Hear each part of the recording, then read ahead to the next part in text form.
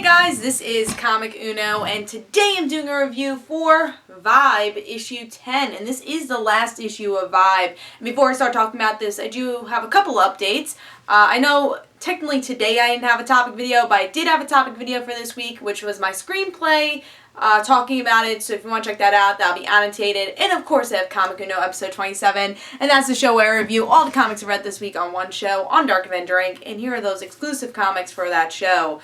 We have Amazing Spider-Man, issue 700.4, Trish Out of Water, issue 3, Daredevil, Man Without Fear, issue 34, Forever Evil Rogues Rebellion, issue 3, Animal Man, issue 26, Batman Two-Face, issue 26, and Green Lantern New Guardians, issue 26. So if you want to go check that out, Comic Uno episode 27 will be annotated. But let's talk about Justice League of America Vibe, issue 20, I was going to say 26, issue 10.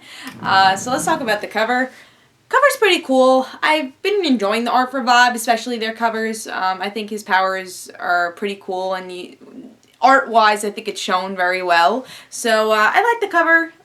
Maybe a little bit on the generic side. He's fighting these soldiers. Who are these soldiers?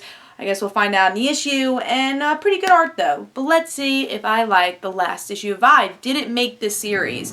Am I upset that Vibe is ending? Alright, so in this issue, it plays with two times. One, that's current time, talking to Amanda Waller. Vibe's talking about what he wants as an Argus agent now. Now he's taking charge a little. He described what happened to his brother. His brother actually was able to control his mind again, but he realizes he's killed a lot of people, so he wants to fight Gypsy's, I guess, parents, who's all head of all this madness going on here, because Gypsy was the only bridge between a good reality, I guess a patched up reality in parallel worlds. So Gypsy was that patch, and the parents obviously want to make this destroyed world. So we get to see, you know, Cisco's brother. He is trying to right his wrongs, and in the end we don't know if he survives or not, but he's happy that he has a mind again. You know, he's being controlled throughout this whole entire series, and he was able to fight alongside Cisco. So Cisco says, alright, you know, Amanda Waller, my brother's still there. I want to save my brother. So you're going to work with me, and we're going to save my brother. And also Gypsy's back also, so I guess she's okay in the end. I don't think she's working with Argus in the end, but she's there, I guess. We don't really know what happens to Gypsy in the end.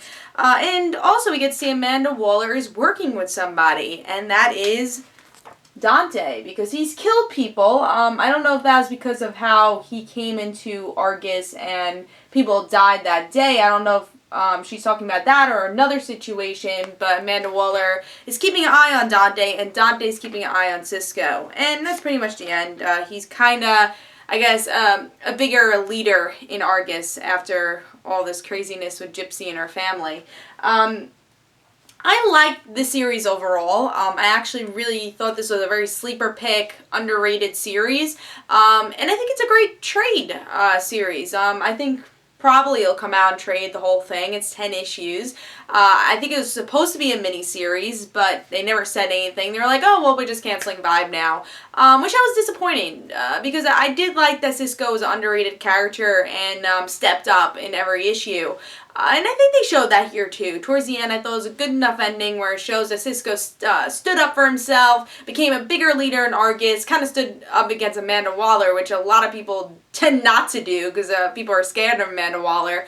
So it was nice to see that and see how much Cisco's character has changed in only 10 issues. And we're going to still see him in Justice League America, which is good. I really hope we get to see more of his story. But I think it's going to be a shame not to see Dante's story and really Gypsy's story and everyone that was supporting characters for the series. But also this was a mediocre issue at the same time, because I thought the beginning of the series again was great, you know, a very underrated book. And then we went towards, I would say, after the big craziness with Cisco's brother coming back. I felt the series did kind of lose footing, especially with Gypsy's story. I thought that's when it kind of went out there. And I think with Vibe, it would have been better if it stuck to reality a little. Going into these parallel worlds kind of sometimes harm a book, and I think with this it did harm the book. I just never got interested in Gypsy's story, and half of this issue is Gypsy's story and her parents and everything, and I just wasn't interested in that. I was more interested in Cisco and his family, so I am going to have to give this a 3.5. It was still a really good ending. I like the direction they were going, but there's some boring spots here also. But overall, the series is definitely worth picking up, especially for the beginning. I think you should pick it up in trade. And I think it was an underrated series, even though there was some here and there losing footing with Gypsy's story. But yeah, I give it a 3.5. I still think you should pick it up. Hope you guys enjoyed. This is Comic Uno, and guys, don't forget to follow me on Twitter for Comic Uno and the right situations, and don't forget to like my Facebook page, and I'll see you guys later. Bye.